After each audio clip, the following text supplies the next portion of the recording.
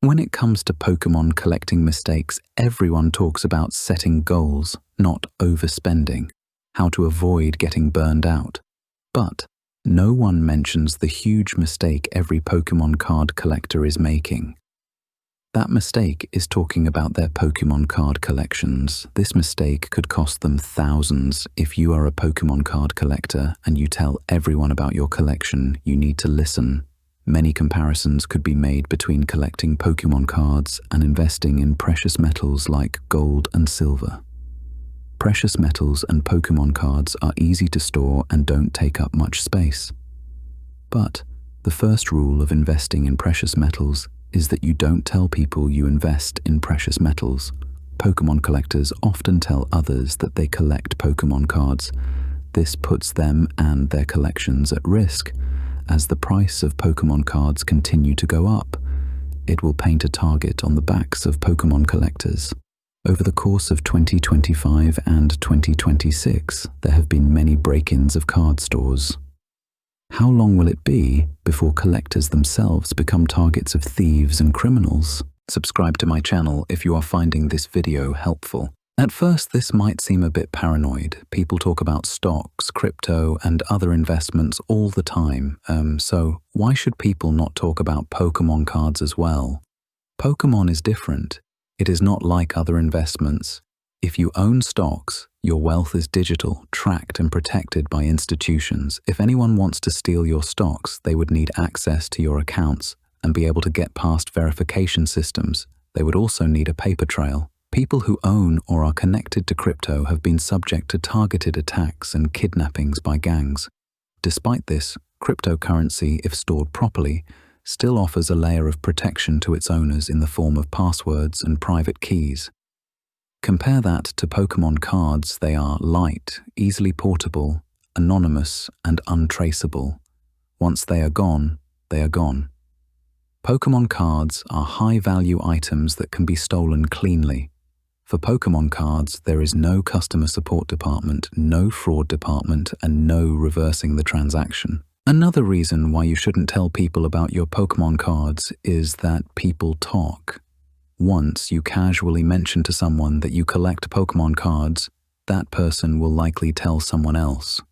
Before you know it, you have just unintentionally labeled yourself as a Pokemon card collector.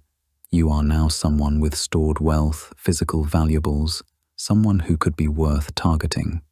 Even if you trust your friends, you cannot control who they talk to.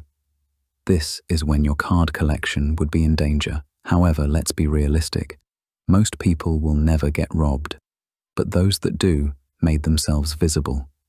Not on purpose, not stupidly, just casually. A comment here, a joke there, or a conversation at work. Over time, a picture forms. Someone out there knows that you have something valuable, that you have it stored at home, that it is easy to carry. This makes for a dangerous combination. Pokemon cards do not have to be sold in a public marketplace. They can disappear into private sales and underground markets. This is what will make Pokemon cards attractive to criminals in the future.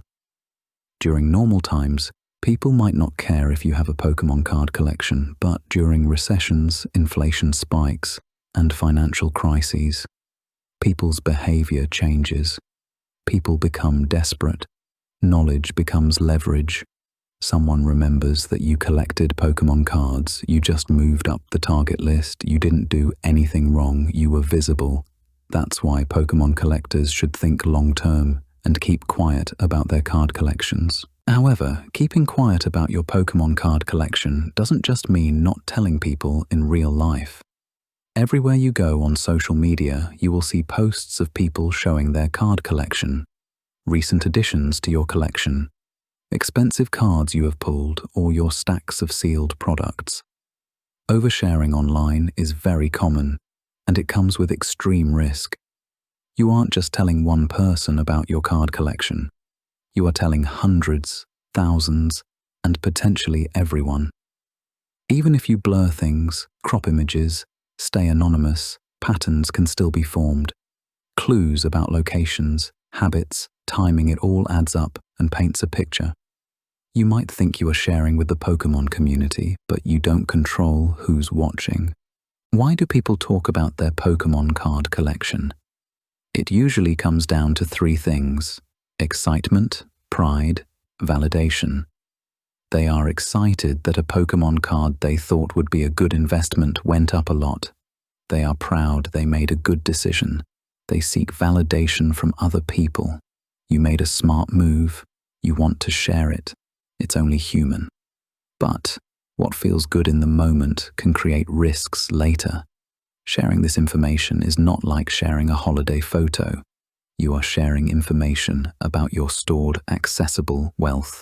I'm not saying you should never speak about Pokemon. If Pokemon is your passion, you will want to talk about Pokemon with other people. There are situations where talking about Pokemon can make sense. Discussing Pokemon in general is fine.